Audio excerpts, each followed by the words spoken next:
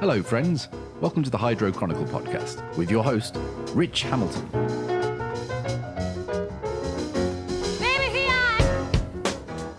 Welcome everyone. On today's podcast I had a fantastic conversation with Jay Fox. We talked about loads of things in the industry. We talked about mental health, Gavita's new LED light that's going to be coming out next March, hopefully in the UK. We talked about the industry and the hydroponics shows in and around the world. I really enjoyed talking with Jay today. I think he's an exceptional person and I hope you enjoy listening to our conversation as well. Welcome, the great and mighty Jay Fox.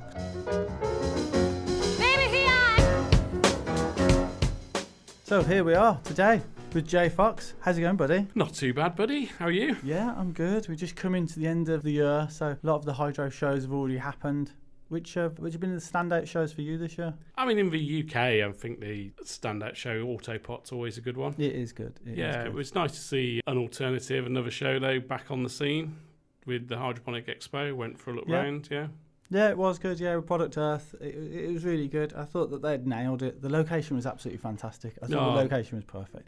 Yeah, location's really spot on. I think they always needed somewhere that was good for camping. Yeah, I mean, the open space as well. There was just so much open space there. It was just fantastic. Going from the Product Earth side over to the Hydro side and then the outside bit, I thought it was just perfect. I thought it was really good. Good central location, easy for people to get to. Yeah, I think it worked. I think people might have been a bit nervous about having them both together. Yeah, maybe. It worked. I don't think there was any issues. Yeah, and I think next year, as part of the hydro industry, we need to support it next year because Definitely, I think it's a good show. It could be a fantastic show. There's nothing in the UK at the moment, really, other than the Autopot show, but that's trade only. So for the end users, for a hydro show, I think it's perfect. Definitely. All right, cool. So you've been in the industry for ages. I've looked up to you forever. Shut up. Looked up to me. Well, I have. You've been a rock. You've been somebody who are confined to. My current job that I've got at the moment. I give thanks to you with helping lay the paving stones for that. So a big thank you for that. You seem to be a person that everybody talks to, everybody gets on with, and I've never heard a bad word said about you by anybody. I'd like to think I get on with the majority of people, probably sort of 99.5%. Right. But there's always people you prefer to spend time with and others you sort of, tolerate, to be blunt. Yeah. But I do seem to be one of those people where I would say I'm the keeper of secrets. The keeper of secrets. People seem to confide in me with all kinds of stuff. Well, I think that's probably because you can be trusted. Yeah, and just not necessarily work stuff as well. I mean, with the company I currently work for, did something quite interesting on the tea mugs that we give out. Everyone gives out branded mugs. We put if you need any more tea and biscuits, or if you're short on conversation, to give me a call. I think it was somebody's idea in the marketing department, maybe like a little joke, just get my number of calls up a bit. But people took that literally, and yeah. That was the whole campaign, wasn't it, with the mugs and the tea? Mugs of, tea, just sort of, if you need more tea, more biscuits, just call me. I'll come, I can remember there was a point where every single shop I went to, there was Fox's biscuits there. And those cups and there's the tea bags there. Yeah, woe betide if I bring anything less than Fox's. So have you done it now though, Jay? Is it literally every time you go to a shop now you've got to bring something? It depends on the time of year. I think biscuits it's more of a winter thing. Right. More of like an autumn winter thing that nice hot drink. Yeah. Summer it's a bit it can be a bit stodgy, can't they? Sort of. Yeah, definitely. But how did the campaign go for you? Did it work really well? Yeah, it went really well. Yeah, sort of. Gets people talking, and they phone for different reasons. Yeah, well, people buy off people, don't they? It's all about relationships. Yeah. And there are certain people in the industry that just sort of, it's, sometimes it is the hard sale. And having run a shop myself for years, that kind of sort of grates on you a little bit. Yeah. When you need sort of people that are in the industry, that are your friends, family. And we do get sort of random calls from end users that obviously pick up a tea bag in the shop and see the number and God, I was just calling to see if somebody actually answered at the end of the phone. Yep. And it's 9:00 on a Friday night. Yeah. I suppose that's better than 7:00 on a Sunday morning. Yeah, people do call at all kinds of wonderful hours. So how did you first get into the industry, into the hydro industry? I'd love to say, it was planned, and I came into the industry and I applied for this job, blah, blah, but I didn't. It was completely by accident. Right. Back in, far too many years ago to mention, must be sort of early 2000s, so 2000 2002, 2003. Okay. I was helping a friend who was busy with his indoor garden. Yeah. And back then there wasn't so many shops around the UK. Might have been sort of, 30 or 40 maybe. Yeah, at tops. At tops. I think back in 2000 there was about less than 30. Yeah. And he always used to shop at Growell. Oh, right, and yeah. they only had one store at the time.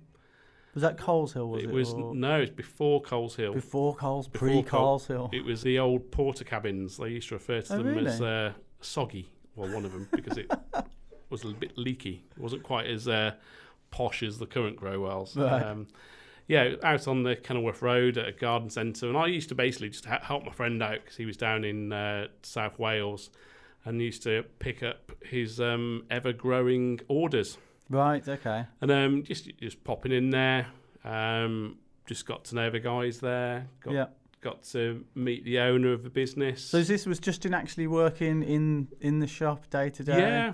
Yeah. Fantastic. I think he still does serve in the shops, I think, Right. even now. But everyone used to work in the shop, even people that worked over at Warwick, they'd go in on a Saturday and it was, all hands to the pump. Yeah. So I was just going in as a customer and just got chatting, really. He just expanded, opened I suppose what you call like a little head office over at Warwick, Right. like the mail order and, the expansion of the multi-channel side of the business. And he was recruiting and looking for people to help him. So what was you doing before you sort of struck up those conversations with the Growell? Something completely different. I was working in recruitment. Right, okay. I was recruiting teachers to work in schools. Right. So mainly supply teachers. Okay. So I was the guy that schools call first thing in the morning, Yeah, the teachers are off sick. They need a stand-in. agitated head teacher. Get me somebody for today, geography teacher or whatever. And used to have to be a whiz with an A to Z back in the day then. This is pre-sat nav. It's God, it sounds so bloody old now. You make me sound old. Yeah, it was a bit. There was sat navs, yeah, but it was there wasn't quite as much. There wasn't really sort of smartphones and stuff, and you just have to know where to send people. Yeah, but I was sort of starting early in the morning, so before 7 o'clock. Busy recruiting teachers, sending teachers out. It's a bit like I suppose a glorified taxi dispatcher, really. But I bet the money was good though. Oh, money is good in recruitment. Yeah. It's good. Long hours though. Right. Because you have sort of like a busy first thing, like a bit of a lull in the middle of a day where you go and visit some schools, and then later in the day in most jobs thinking, going home soon, and it just starts to get really busy again. Right. Mrs. Smith and Mr. whoever are not coming back in, so you need to find more teachers. Right. So then what happened? So you went and spoke to Justin then, and then he was... Yeah. How did he coax you over to the hydro side? It was kind of like... I wasn't overly happy in what I was doing. Right. He'd know I got experience in recruitment, customer service, sales, and there was just an opportunity to work in Warwick. So this was at their sort of headquarters, their mail order and multi-channel and expanding head office. So they were really busy. So it's one of those things, you have a chat, and before you know it, you've started a new job. And I ended up, to cut a long story short, I ended up as like what would you say, like general manager, operations manager there. Right. Doing a bit of everything. So everything from answering the phone to helping to plan their second store, which is down in Fulham in London. Right. To that's a big step to move down to the smoke.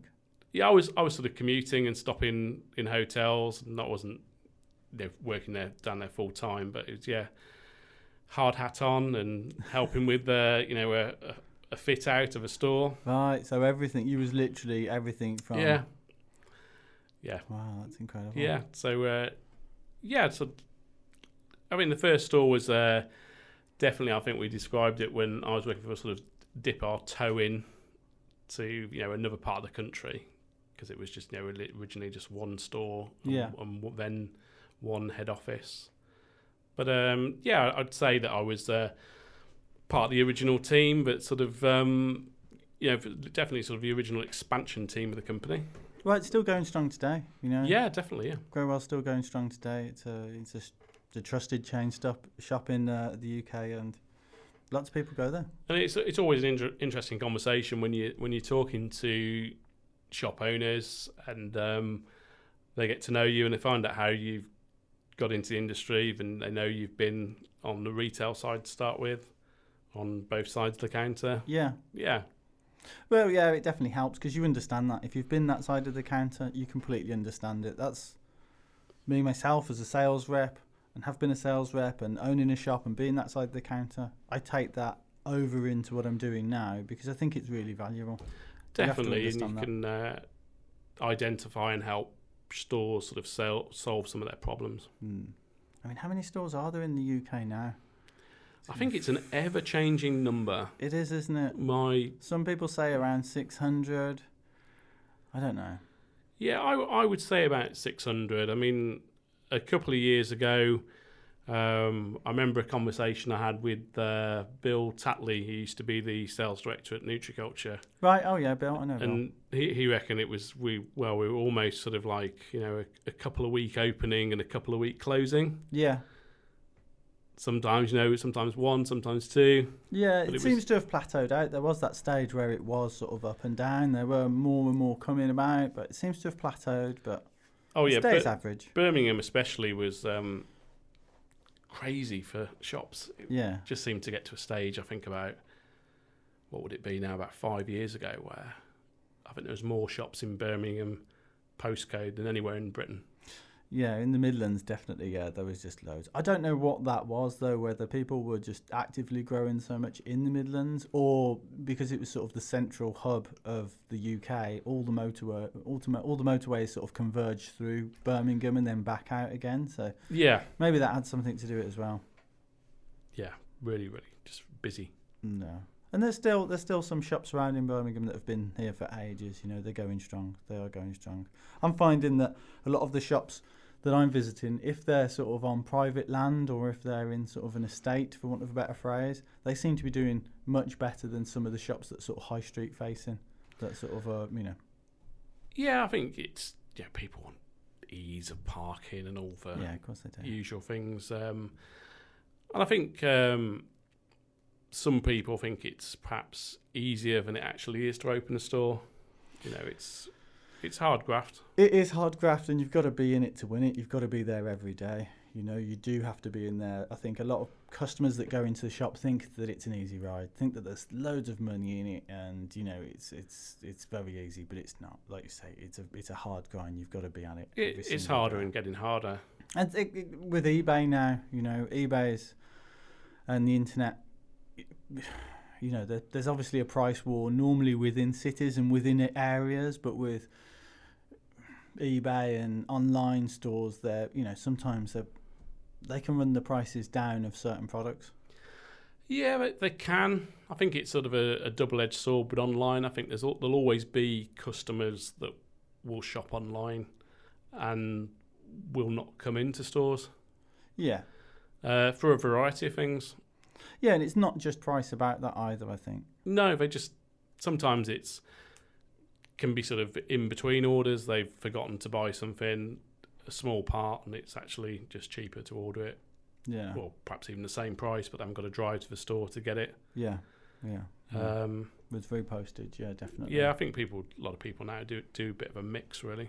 And I've had the conversation a couple of times with a couple of shops that were struggling, and they've asked me for help and what can I do in order to get more customers in, and I've said you've got to focus on your customers. You've got to give the right advice and not just think about the bottom line all the time. Most hydroponic shops, you can go into any hydro shop and you can buy pretty much the same thing from every single shop. The customers come in for mainly two reasons. Normally it's either price or it's experience. They want that experience and they want that advice. Yeah, definitely. Price, it's important, but I think, customers come in for an experience and they come in to know sometimes that just it's perhaps in stock, or they know they can get a product for the next day. Yeah.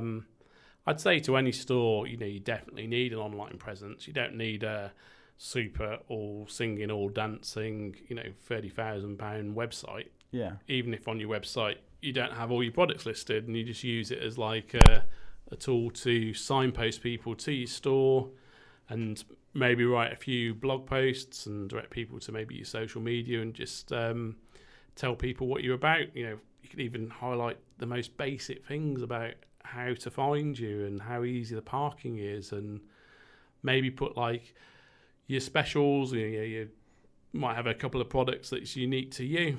Yeah. Just advertise those. You don't need to, I see so many stores and they're trying to, imitate, larger groups of stores and have absolutely every single product known to man listed on a website, and they've got somebody stressing about every single piece of copy. You don't need to do that. Just you don't need to have everything listed. Just have need that your online presence, have your key products, have some kind of presence, so when somebody who isn't from the area Googles you, they find you.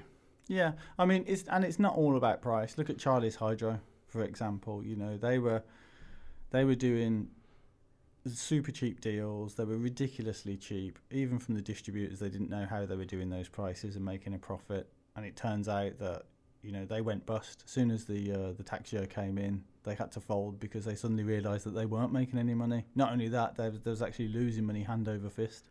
Yeah.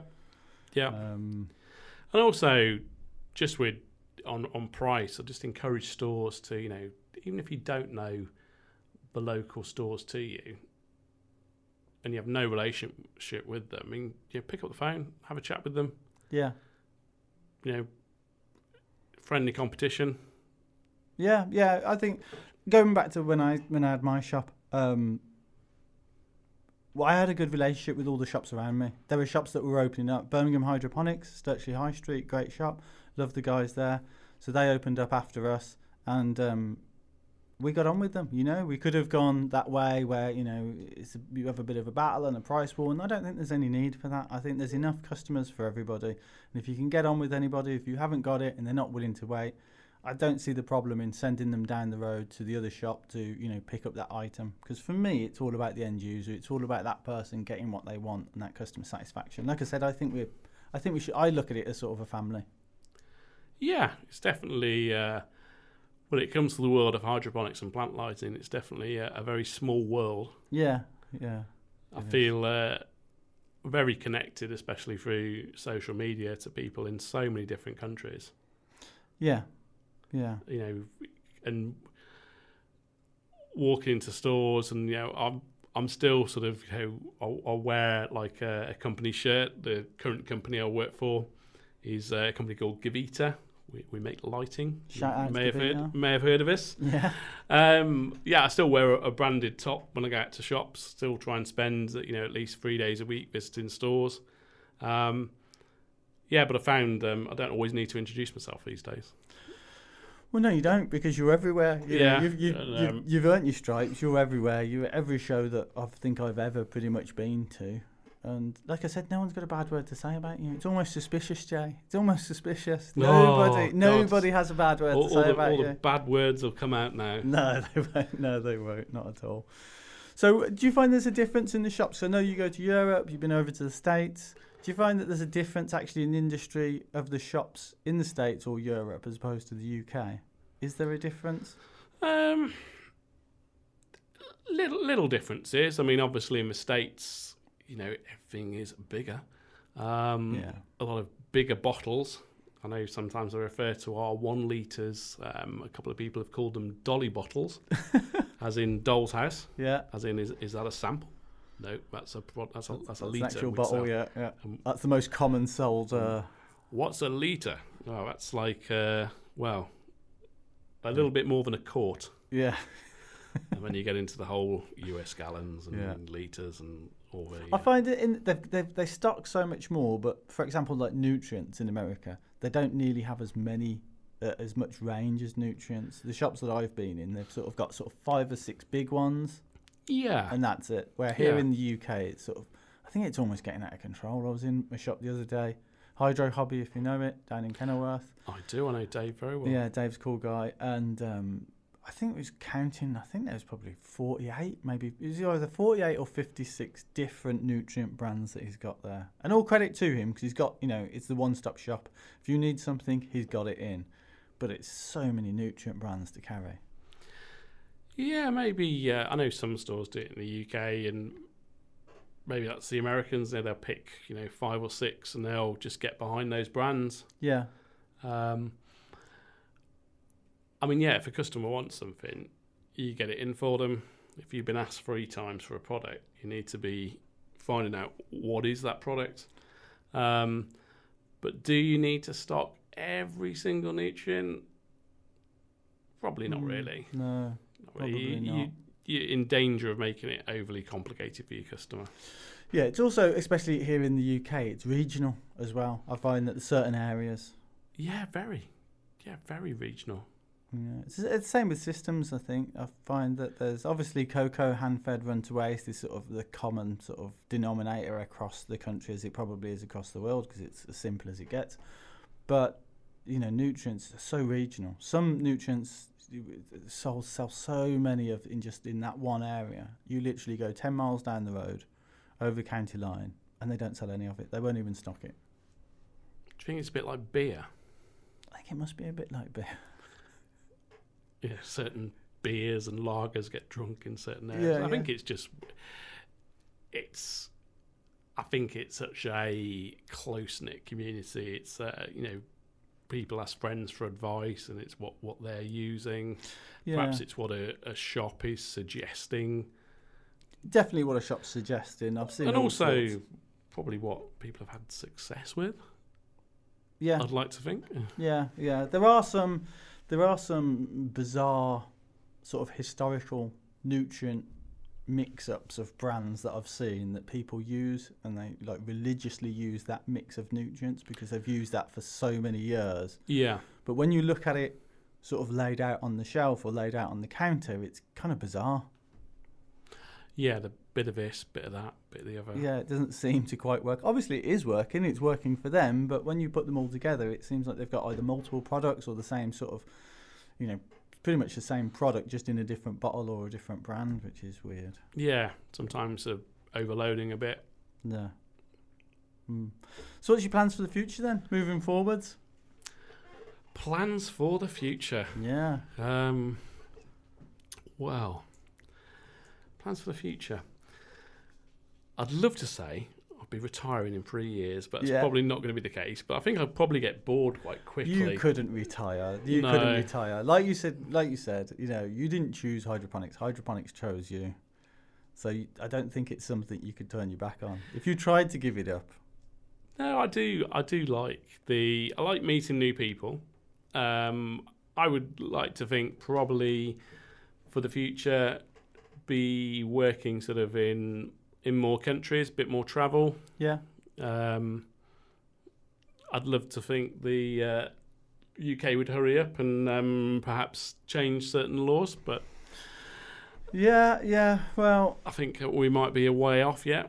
I think it's coming. If you look at the boards, you look at sort of social media, you look at the media in general, everything, I was driving down the motorway the other day, huge digital billboard, CBD drink. I think it was the Monkey CBD drink. I was kind of quite shocked by that it's sort of up on the boards. There are more programs coming out about it, Netflix, standard channels, BBC. It's sort of getting into soaps as well now. I get way more questions now off my non-hydroponic friends, right? People that have traditional jobs and work in industries where they don't meet such an eclectic mix of people that we do. Yeah. Loads of questions about growing, loads of questions about our favourite plant. Yeah. Do you think it will go legal? What's your thoughts on it? I'd like to think it would, but I just think this country is just so backwards when it comes to leadership in terms of politics. I mean, we have this sort of government that's just a bit of an embarrassment. Well, it's a bit crazy at the moment. It's a bit with crazy. The whole Brexit thing, it's a bit crazy at the moment. It's like it's just crazy. You know, the comments I get from colleagues over in Holland, just what's going on over there, and we don't really know ourselves, do we? No, we don't. No, I don't even think the politicians do, to be honest with you. I think it was certainly the subject of that plant, and that plant we're talking about is cannabis. Yeah, will certainly be on the manifesto and agenda of all the political parties come the next general election. I think it will. It's got to be. You've got to look at the world as, legally. You've got to look at it internationally. And what's happened in America, that's already going through and it's already happening. And the UK, from a legislation point of view, can see some of the mistakes and some of the pros that they've made. They can see some of the money that's made out of it, some of the good that's happening, some of the crime reductions, all the positives and the negatives. They can see that and maybe use that as a template for the UK. So I don't think, for me personally, I get asked 2 questions pretty much every single day of my life. One is cannabis going to be legal in the UK? And 2 is, are LEDs any good? They are literally the 2 questions I get asked every day. And I think the first is probably, it's not a case of, is it going to be legal in the UK? It's just when is it going to be legal in the UK and how that's going to happen. Yeah, I think it's a case of when, not if, but that still could be years and years away. I mean, it's supposed to be legal for medicinal, it's supposed to be able to get a prescription. Yeah. What is it so far? 2 people? Yeah, I think 2 people. A year? I mean, what is going on there? Yeah, something's got to change. I think to be honest with you, everything with Brexit and the government, I think as soon as they're trying to deal with that, to be honest, if I'm completely honest with you, and then I think as soon as the dust settles around Brexit, I think that there's definitely going to be some sort of legal changes or movements in certain directions, and one of those has to be towards the legalisation of cannabis or to provide it in a medical sense to more people. Yeah, certainly. I think you're right. I think there'll be some changes ahead. Just what, I don't know. I think we always keep talking about, I think we're 5 to 10 years away, but 5 years ago we were 5 to 10 years away. Yeah, it's manana. Still think we're 5 to 10 years away. Yeah, I think. Well, obviously it's going medical here because 2 people do have it, so it's just restricted. So I think that opens up. When that does open up, I think it's going to be over very close scrutiny, and then the government, because obviously NHS, the government will realise that there's no money in that. It's a huge loss, like the American market, and they'll have to make it recreational in order to tax it, just like they do with alcohol. And then that's, I think, where the revenue will be. I just don't know whether the UK are going to produce that product or whether it's going to be brought in from states that have already done that. I'd like to think it's going to be produced here. Oh, I do too. I do too.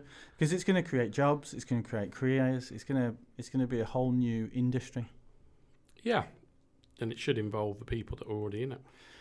It should definitely. But I think this is what a lot of people in the industry fear, is that when the corporate takeover comes, or if it does come, there's obviously facilities here in the UK already that's grown in under government supervision. And they're owned by, big corporate pharma companies, and that's where all the money is. And I think a lot of people that have activists that have been on the been on the scene in the UK forever, they worried that they will just get shut out, and the chances are they probably will, if I'm honest.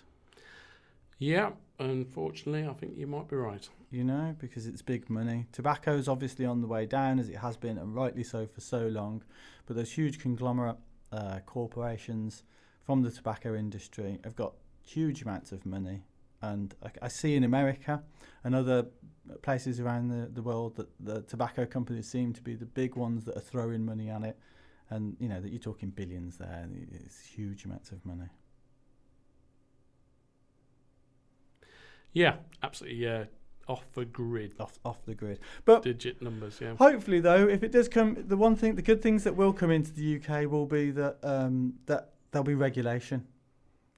So if they're going to bring a product here, if it's going to be, say, like, for example, a cannabis product, and that was going to be recreational, then the people that are using it or would be interested in using it wouldn't have to then buy it from the black market, and the legal, for want of a better phrase, would be regulated, so we know it would be clean and it would be grown with all clean products.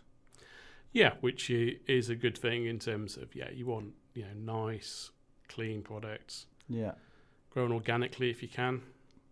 See, this staying on the cannabis theme for a second, I think this is a big issue, is that regulation of actually having, clean cannabis. Being in America, where I've, partaken in smoking cannabis in legal states, from dispensaries for recreational purposes, when you ask them, you can actually have a full breakdown of anything that you buy. You can actually have a breakdown, a chemical report of what's in it and how clean it is, and the metal levels and everything, which I think is absolutely fantastic. They've also got reports of some of the stuff that isn't clean, and they can show you some of the horrendous toxins that are in it. And I think that might be a problem in maybe the UK, that if there's a bad press about sort of black market, for want of a better phrase, and they test that, then there's obviously huge talks about, cannabis curing cancer and helping with depression and all these other sort of pain relief. But then, which is great, but then if it has certain pesticides in it, it could be poisoning you in the long term, it could be detrimental to your health in the long term. Yeah, absolutely. You just, with anything you put into your body, you just want to put in quality, don't you? Yeah, 100%. Well, maybe it'll come here, maybe it won't, we'll have to see. Maybe it'll be 5 or 6 years, maybe it'll be next year, who knows? Never know. Just never know at the moment with the old Brexit and general election looming. Yeah. I mean, Brexit might be cancelled, might not be happening on Halloween. Might be happening next year, might not happen at all. Yeah, you're right. So the second question I get asked all the time is LEDs. Are LEDs any good? Have you got any inside information, or do you know anything about LEDs coming to the industry? Not to be totally biased, but we are launching an LED very Gavita, short. Yeah, we've launched it in the States. We let the Americans test everything first just to make sure it's okay, and then we bring it over here to the UK and to Europe. Yeah, we've got our Pro 1700E. It's should be available around about March the 1st. Right, exciting. Big old unit, like 8 big bars. Wow. Describing things here for podcast and radio. In terms of power, 646 watts at the wall and 2.7 micromoles per watt. Right, okay. So that layout setup, so it's in like long bars, yeah, right? And it's sort of like a grid formation of those so bars. eight bars, so about a meter squared in size. You'd have it sort of around about sort of 2 or 3 feet away from your crop. Right, so you can get it pretty close. Yeah, it's designed as like a multi-layer light. So I did some testing on the LEDs. Some units are already available on the market, and I find that a lot of them, looking at the light meters and the data that we collected, is that they do give off the numbers that they say, but they're only in a very small concentration on that canopy.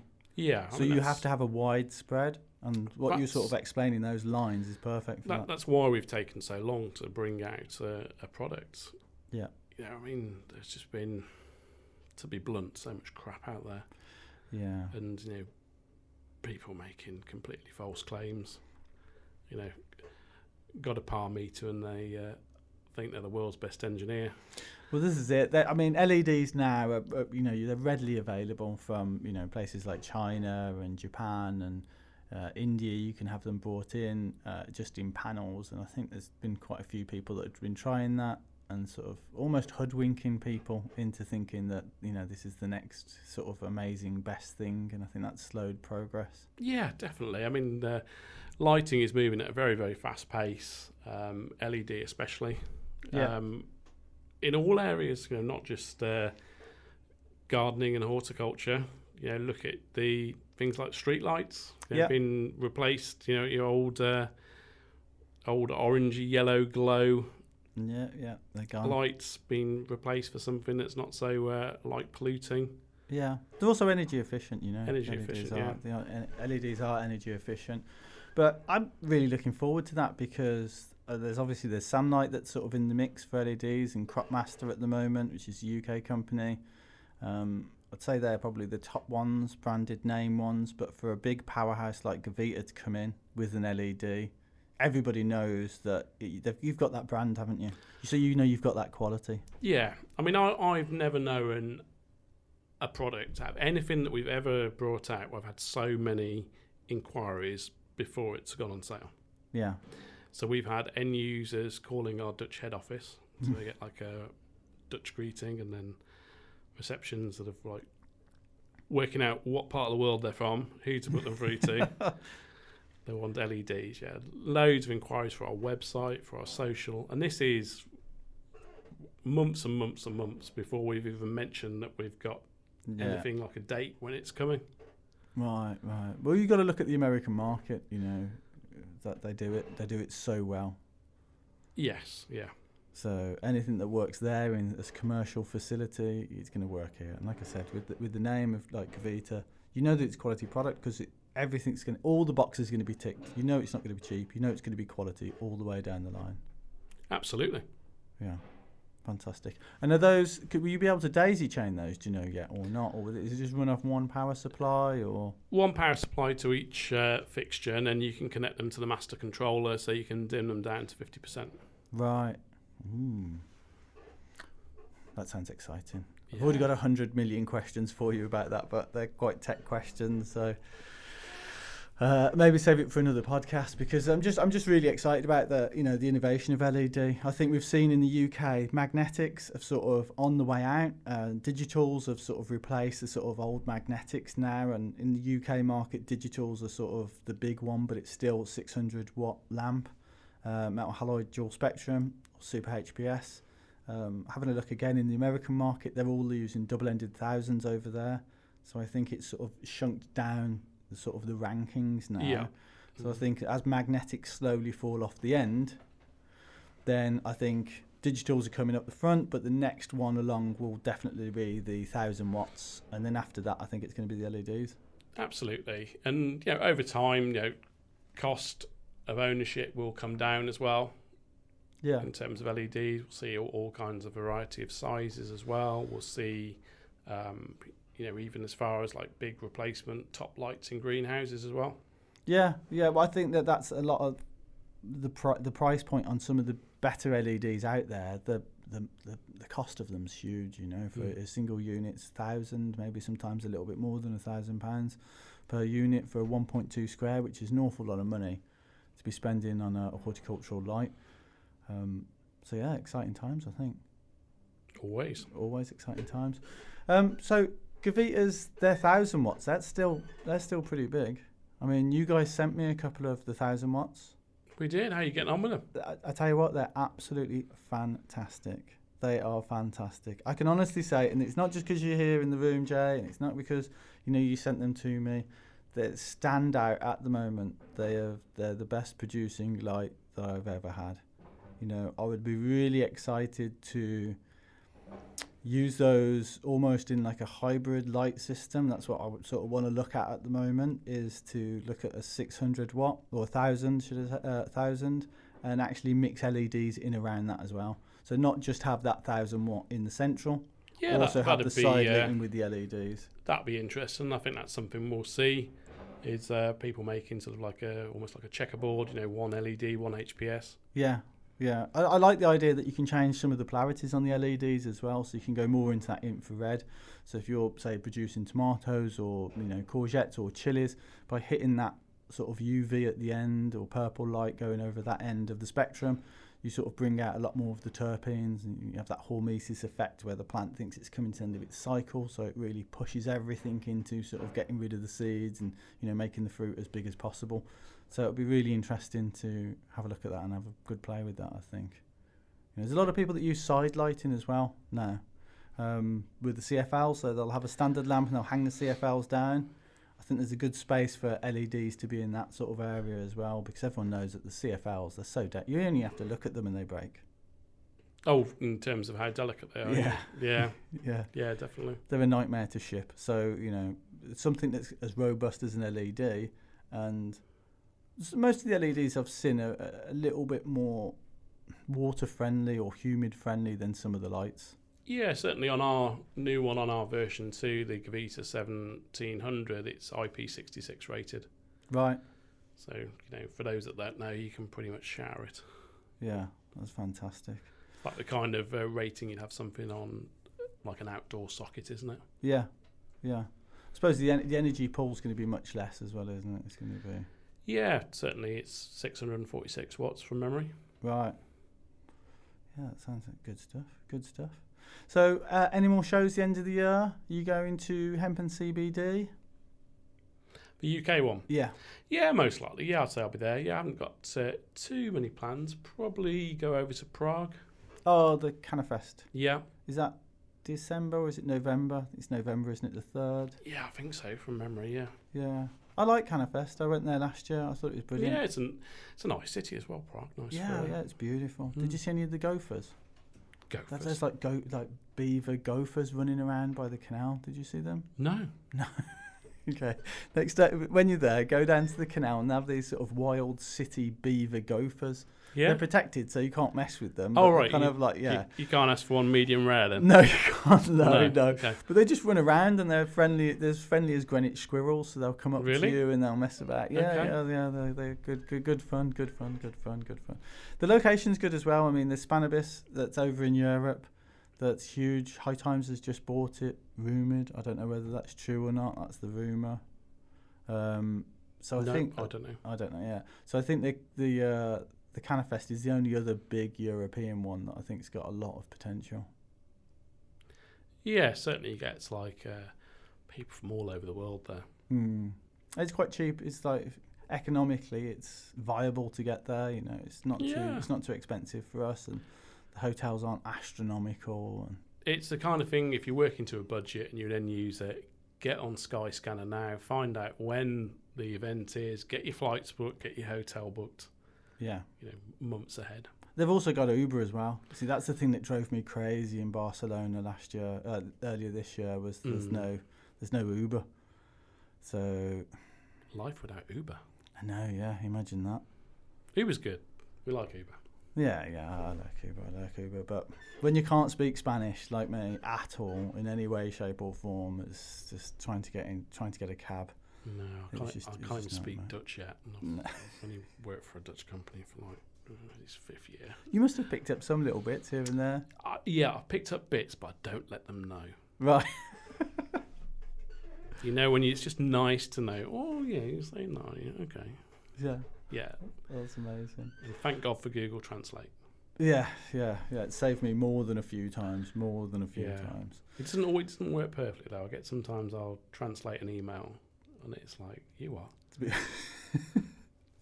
As long as you get the gist of it, I think that's the most. General gist, yeah. That's the most.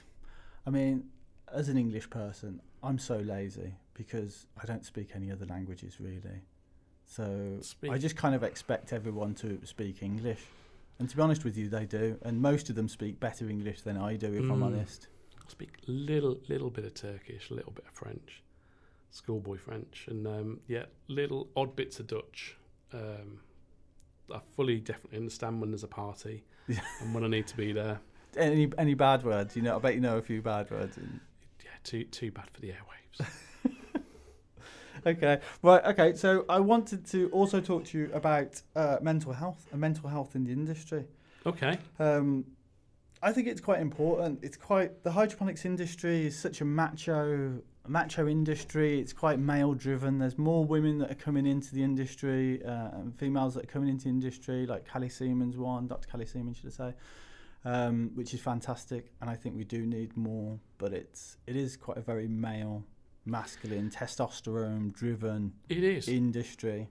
And I myself, I've suffered with mental health problems, depression, for most of my life. So for me to be in the industry that I'm in, and have those sort of holdbacks, and especially in the job that I'm in, I find it, I have to sort of almost put a different mask on to deal with those, the day-to-day sort of masculinity, for want of a better phrase, of the industry, Yeah, it's a difficult one.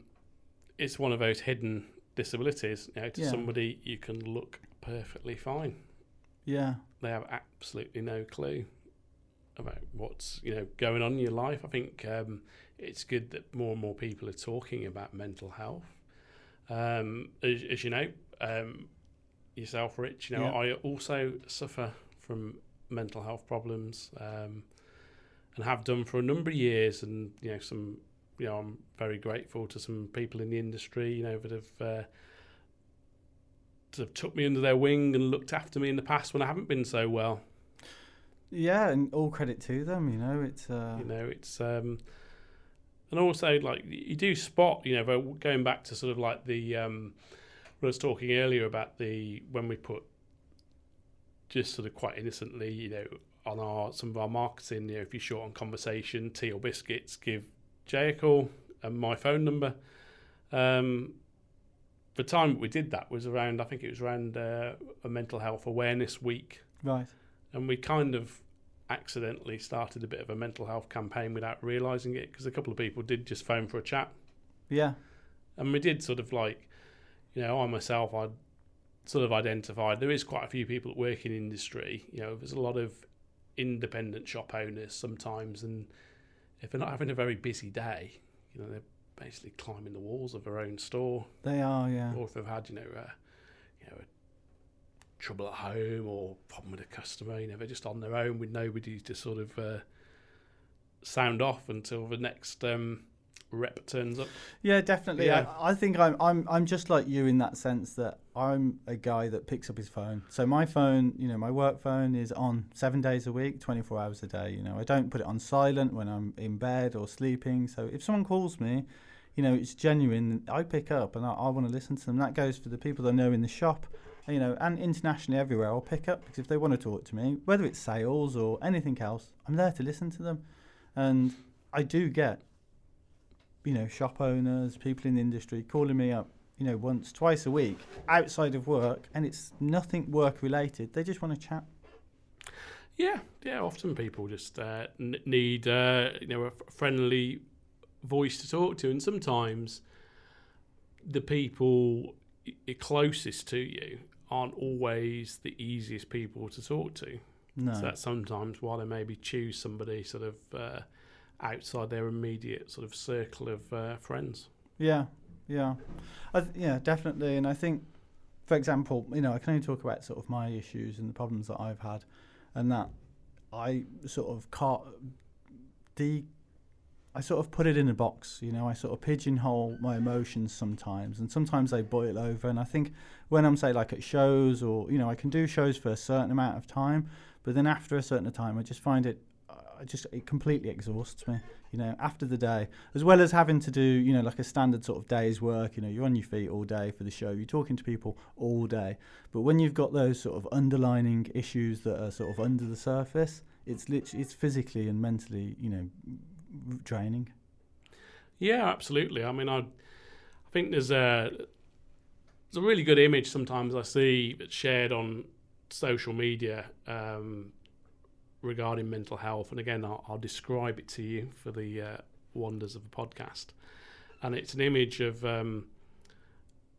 somebody, one day they're wearing a cape, like as in Superman, but the following day that cape is wrapping them up like a blanket. Yeah. And that's how sometimes I describe my mental health, right? How it is sometimes. Some days I feel like I can take on the world and achieve anything.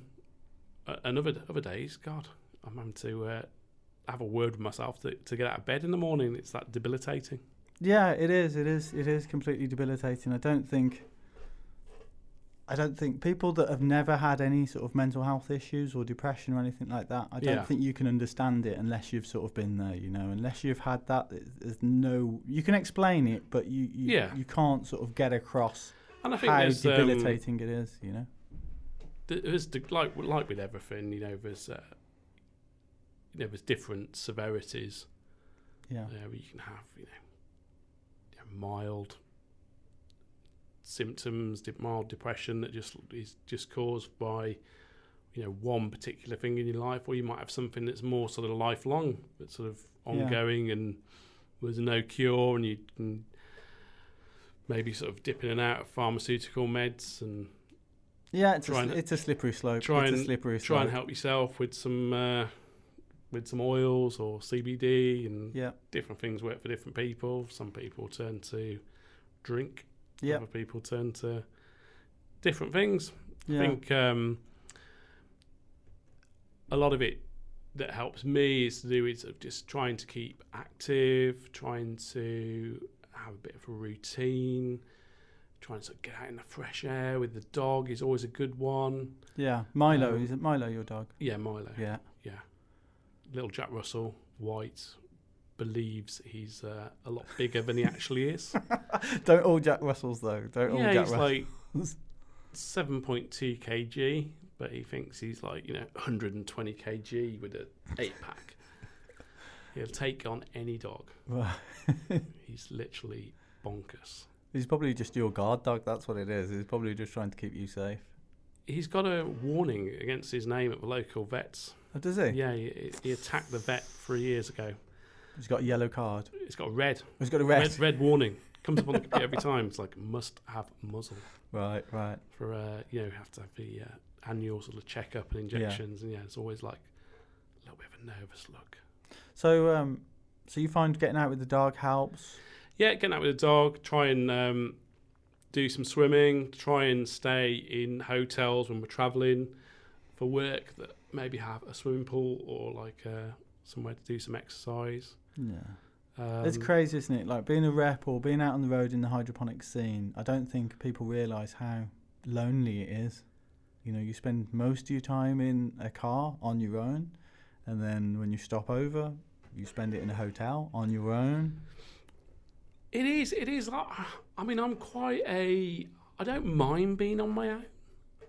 I do I think in the car, I see that as an opportunity to sort of, listen to music, listen to podcasts. There's always something you can be doing. I try not to, I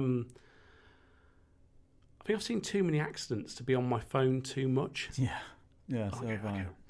Just going slightly off topic here, I get really annoyed when I see people texting, just because I've seen too many accidents being on the road, travelling as a rep, as a result of people being on their bloody phones. But yeah, it is a bit lonely sometimes. I don't want you to all start feeling too sorry for us.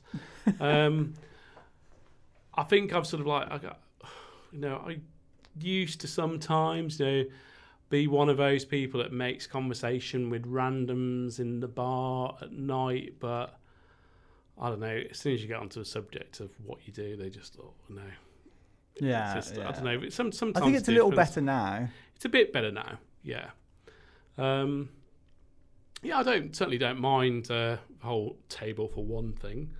Where possible, I do try and meet up with other reps or take shop owner out for some grub. Yeah. But it's a good. I'm going to have to start looking at hotels with workout facilities or a swimming pool, because that's a great idea. Yeah, it's good. I mean, I don't really drink, you see, so sort of on the night, if there's no shop people available or other people I know in the industry available, you've either kind of got like somewhere to eat or a bar. Yeah, I mean, I don't drink loads either, really. I might have a pint or two just to be sociable. Yeah. But yeah, it's you can find yourself spending long ass times alone though, can't you? Driving and getting back from places, and these days with the traffic, you think, oh yeah, it'd probably take me 2 hours, but just double it, 4 hours. Yeah, it all depends as well. Sometimes I can leave the house at 6, and my first visit's probably planned at 11. But if there's a bad incident on the motorway, I might not get there till sort of 3, 4 in the afternoon, and that's the whole day just tied up then. Yeah. How many nights a week do you stay away?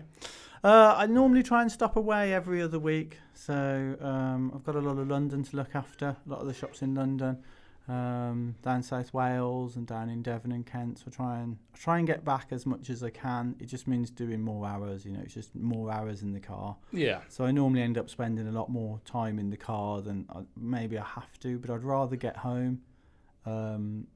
Then sort of stop away. I think for me personally, with the issues that I have, and for some of the things I have, I just like to have that anchor at home. I like to sort of put my head down in my own bed. Yeah, exactly. You can never beat your own bed. I mean, I stay in all kinds of hotels, from Premier Inns to very nice hotels. Not there's anything wrong with Premier Inn.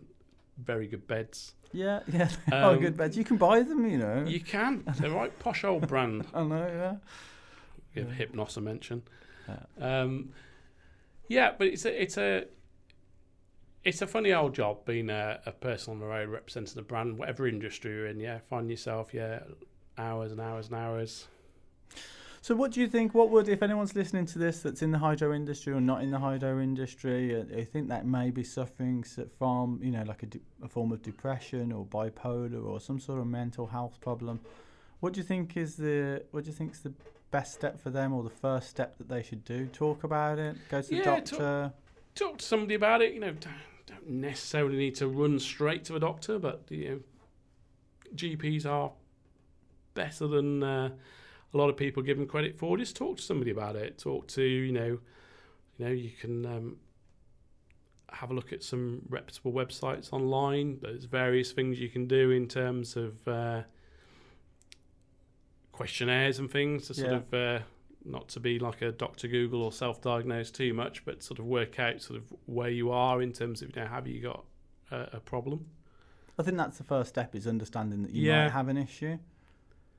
Yeah, I mean, lots of things like, bipolar disorder. It's a chemical imbalance in the brain. Yeah. You're basically producing sometimes too much serotonin and other chemicals, which just gets you sort of overthinking, and your mind gets a bit busy. Right. You get a bit high as opposed to being low. Right. But you can go low as well. So it's bipolar that affects you? It is. Right, okay. To put a label on it and a badge. Right.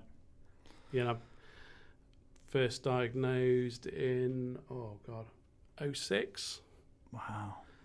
But I was ill first of all when I was much younger, when I was like 21. Okay. But at the time it was, he's been working too hard. Right, so you didn't actually recognise it was... No, it's just, he's overworked. He's worked too hard. He's had a bit of a breakdown. But yeah, there was no diagnosis, just like, just to have a bit of rest. Well, I think it's moving forwards. I think mental health in the GPs is a lot more recognised. You know, I'm 42, and I've suffered, you know, for my whole life, you know, since I was probably at school with it. So I've struggled with it. You know, it's helped me sometimes, and I've struggled with it. It's been debilitating sometimes. It's affected my relationships and my work, you know, all across the board. But I think now is the best time to see that diagnosis. You know, when I was at school or when I was a teenager, there wasn't really that diagnosis. It was, Have you got a diagnosis, Rich? Or I have. I'll tell you about it off air if that's all cool. Yeah, of course, because, you know, but yeah, I do. I've been on. This is the thing. Definitely, if you have any issues, then go and see your doctor. Go and speak to people. I think the first thing is to sort of come to terms with it yourself and sort of understand it yourself, that there may be something there. There may not be, but if there is, then, you know, investigate that and find out if there is an issue, and then go from there. I mean, I'm, you know, I respect anyone that, you know, does want to talk, you know, say too much in specific details about, you know, what their diagnosis is or what. Yeah. I don't really also like to put labels on things too much in terms, but when you do put that label on it, it makes you. It's very easy for people to sort of decompartmentalise you into that. They just put you, it's black and white, and I don't think it's like that. I think it's sort of shades of grey, and it's sort of almost like emotions can't really be put in, you know, happy, sad, because just like you are throughout the day, you're hungry, you're not, you know, you're full, you're happy, you're sad, you're benevolent, whatever it is. And I think that happens in mental health as well. You sort of go through various different processes. Yeah, I mean, I can go for months and months and months and be absolutely fine, and then for no reason or for a reason, you know, I'll just become ill again. Yeah. And you don't know what brings it on, or it's chemical imbalance, or something can bring it on, anything? Generally, like severe episodes get generally brought on by like tragedies in life, you know, something big has happened in life, really, that can be like a trigger. Right. I just generally have to just keep myself in check, making sure I'm eating and properly, having enough fluids, and just generally sort of probably more than the average person, just look after myself a bit better, which I've got better at because I'm always the best, really. Yeah, me too. I think it's a diet helps. Exercise helps. What you put in, you get out, and I think that works. For definitely eating healthier and cleaner. And helps. Learning sort of, if you're working from home and you're working on the road, just learning, at a certain point, close that laptop, sign off. Don't sign out social media. It's hard. It's hard. Don't make yourself. It is hard. I'd like to say I'm pretty much very similar to you. Don't really turn my phone off. Always available. But make sure you a bit of self-care, having some me time, looking after you is so important. Yeah, I agree, and I have utmost respect for you, and obviously talking about this, I think I hope it'll help everybody that's listening, or someone, even if it just helps one person, that'd be fantastic. I see you at the top of the food chain. You're king of reps. You are really high up, and so for someone in such an important role as yourself to speak about these things and be so honest, I think it's a relevation. I think it's fantastic, and I respect you for it. I always just try and sort of stay humble and just try and help other people. Really, I don't really see myself as a king of reps, although maybe I should order that crown. King of reps crown. They should have it. Well, probably most people know me as the queen of reps. Queen of reps. Maybe we'll get you a tiara. Yeah. How about that? Okay. How about that? They should have a rep of the year. Rep of the year. I think you'd win it. Maybe we should have back to back. Maybe some awards. No, some young pup would win it. Oh, I don't know. That Dan's pretty good, to be honest with you. Dutch Pro Dan. He is. He's a cool really guy. good. And, he's a cool guy. Yeah, it's partly my fault. He's a rep as well. Oh, is it? There's another one. Yeah, there's another one. He was working for. I won't name the wholesaler. He used to work for a wholesaler. Most of you who know him will know which one that is. He was doing some van driving. Yeah. He wasn't super happy at the time, and remember him saying to me, "I want to be like you." Right. And my words back to him, "What's stopping you?" Yeah. And I just encouraged him. Just said, "Well, look at what you're doing now. Look at your transferable skills. Look at who you're meeting. Just apply for some jobs." Right. If you're not happy, you can sometimes you can be your own worst enemy by thinking, "Oh, I can't do this." You can. What's the worst thing that's going to happen anyway? If you apply for something, they'll say no. Apply for something else. And he did. He applied for. I can't remember where he worked originally. He worked for a big distributor. Yeah, I think he moved to another distributor, and I think he's now settled down at Dutch Pro. I think. Yeah. Yeah. Always makes me feel old, Dan does. He refers to me as Uncle Jay. He's a good guy, though. He's a good guy. I see him everywhere. He's at the shows. He's always got a smile. He's never grumpy. He's always happy. He's a top bloke. Yeah. Yeah, he is a top bloke. Big shout out to Dan. Yeah, big shout out Dan at Dutch Pro. Big shout out at Dutch Pro. So, yeah, Rep of the Year. Who else would be in for the Rep of the Year? Oh, I don't know. Rep of the Year. Yeah, it's going to be you. I think it's going to be you. Would it be like a trophy or like a... What would it be like? I don't know. Well, I did going around all the shops that I do, and I've tried to cut down on as many coffees because I was going through about 12 coffees a day. Right, it was ridiculous. So I've tried to cut down on the coffees, but some coffees are amazing in the shops, and some coffees are awful. I'll be honest, awful in the shops. Do you feel obliged to drink it? I have to drink it. Even if there's something dead at the bottom of the cup, I've still got to drink it. It's part and parcel of the job. But I actually made an award and gave it to THC again in Kenilworth for Best Coffee of the Year 2018 from the Growers Guide. It's just like a little trophy thing. Yeah. Only as a joke, because every time I go there, they grind the coffee beans fresh. They make it all fresh for me, and it is the best coffee. It's got to be the best coffee in the industry. If anyone else is listening, you got hydro shops, you need to up your game. Invite me for a coffee. I'll tell you where I definitely could give most places a run for their money is Future Garden. Down at Future Garden in Chitone, yeah. The coffee, well, it's the only place I go, and you get a cup of coffee, but it's a cup with a saucer.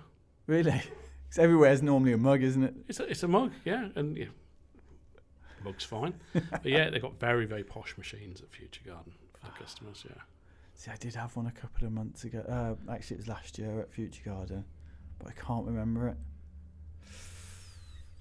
That's my bad. I'll have to go down and have another one. Simple as that. So if you're listening, Dan, I'm going to be coming down and having a coffee with you. Sorry, Future Garden, we've just increased your coffee costs by about 400% with the amount of people visiting and go, oh, I'll just have a coffee, please. Yeah, and any customers that want to go down to Future Garden and pick up a coffee, I'm sure Dan will help you out. Indeed. Maybe. So, whereabouts are you based now? Are you based in the Midlands? Are you based up north? Are you based down south? Whereabouts are you? Based in the Midlands, in the Black Country. Yeah. Originally, I'm from a place called Warwick, near Leamington Spa. Yeah, I know Leamington quite well. So, grew up in sort of, a leafy part of Warwickshire, sort of, back in the day, sort of moved Birmingham and then over to the Black Country for work. And it sort of kind of was one of those places I wasn't necessarily going to stay. Right. But now it kind of works with the job I do, looking after all of the UK and Ireland and visiting wholesalers and supporting reps that work for wholesalers and travelling over to the Netherlands to the office there in Aalsmeer. Quite handy for the airport, and you're sort of making all these reasons why you should stay living somewhere. Yes. But I think probably the reason I do stay living where I live is just sort of local community and network, and Yeah, I think there's a lot to be said about that. I mean, I live in the Midlands myself, just South Birmingham, and I find it's perfect. It's right in the middle of the motorway, sort of hub for everywhere. So you literally in the middle. The motorway, the airport's easy accessible. And to get from one side of Birmingham to the other, although it's the biggest city, doesn't take that long. Where London, it takes you. Bad. And it's, I think as you get older, the things that are important to you is, friends. Yeah. Community. You sort of, I could move somewhere a lot posher. Oh, Joe, you could have a big mansion, swimming pool, helipad on the Gavita helipad on the roof. Or maybe not quite the helipad, but I think I choose to live where I do. I've got average sort of house, and happy there. There's just the two of us and Milo. Yeah, that's awesome. So it's all you need really. Got good friends both sides. It's just good to come back. After being away, like you say, working on the road. Yeah, it is. It's good to be at home and find. I sort of call it an anchor, Yeah. I think it's always good to. I think you see sometimes people sort of always chasing the next bigger house and bigger thing, and it's just like. It's a never-ending sort of journey, isn't it? The house I live in at the moment, it's a tiny house. It's an old Cadbury factory house. It's 1900 two-up, two-down house in Bourneville. It's only small. There's lots of nice houses in Bourneville. Mine isn't. It's tiny. And everyone's sort of like, why don't you get a bigger house? Why don't you do this and sell the house? The house prices have gone up. But I'm happy there. I'm completely happy there. I don't see it as a financial investment. I see it as my home. Yeah. And that's what I want it to be. I know everybody. I walk to the top of the street. 3 people will say hello to me. I know next door's just got married. The guy in the cafe, it's local gossip.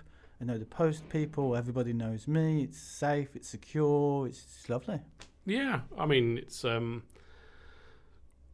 where I live. It's not the best of areas. I've got like a mid-terrace house. Probably, people have got this image that they probably think, like you said, I've got like a Gavita helipad and a 8-bedroom house in Pattingham. Yeah, I guess I vision it like the Thunderbirds Island, but Gavita Island. But like you say, I know my neighbours, more than just next door.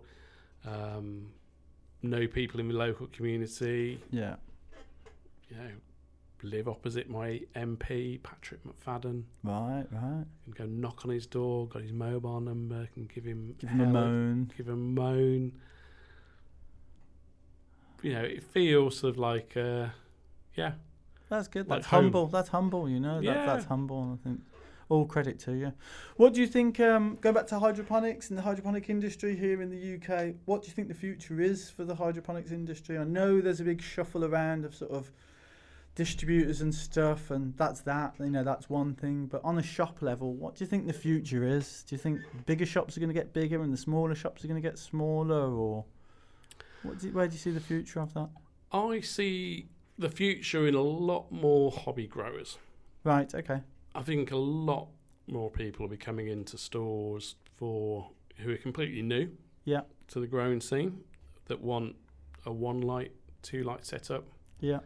That maybe are just conscious of quality and what's in their end product, whether that be them growing tomatoes or chilies, because of course that's what everyone's growing, or cannabis for their own use. But I think there'll be a big surge on hobby growers. I think people are very sort of quality conscious.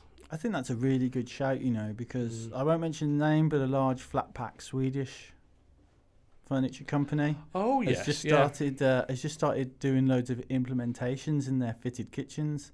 So some of their kitchen ranges actually has hydroponic setups in the drawers and stuff to offset shopping. And I've actually got a relative that's very senior in that company. I can't mention his name. Okay. But yes, I do have a little window on the inside there of what they're up to. Yeah, and I think that's good. I think hobbyist growers, whatever it is, especially with sort of the millennials, inner city living, if you are growing inside your house or your flat, like I have a house with a very, very small garden, but I think a lot more millennials don't really have that garden or that space. Most of them are moving into flats or apartments that don't have that sort of, they maybe have a communal space. Well, they've maybe got a balcony that's totally impractical and windy, and they never sit on it anyway. Yeah, exactly. It's not even south facing. So then growing, they could do that in their home, and then it's going to improve the quality of the air. Yeah. It's going to offset the cost of their shopping.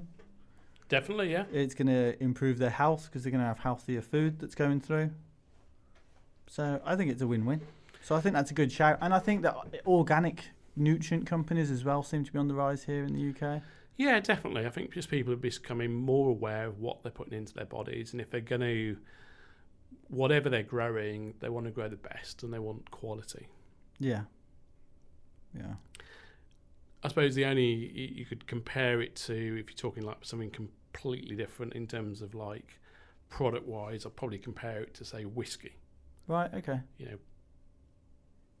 got your people that drink everyday sort of Bells. Yeah. And Scotch. What's on over the back of the bar, but some people want like the top shelf stuff. But people are realising they can grow their own top shelf tomatoes. Yeah, definitely. And then they know it's clean. They know exactly what's going in it, and so it's purity. I think that's a very good shout. Shop wise, do you think the shops are? Do you think it's going to go all online eventually, or there's just going to be a few big stores, or do you think it's going to go the same way as the growing, where the big stores will start separating into small sort of hobbyist stores? I think there's always a place for, and always will be a place for traditional stores in our industry. I think there'll be more and more people, more and more hobbyists coming into the game.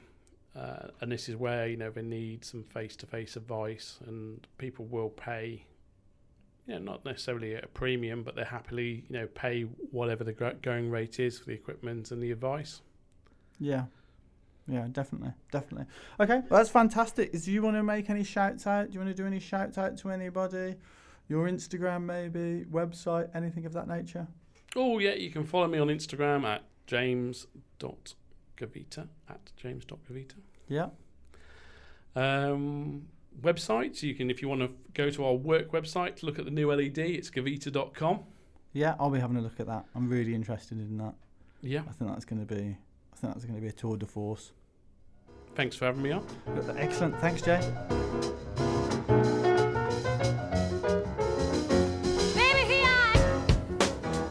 Thank you for listening to the show.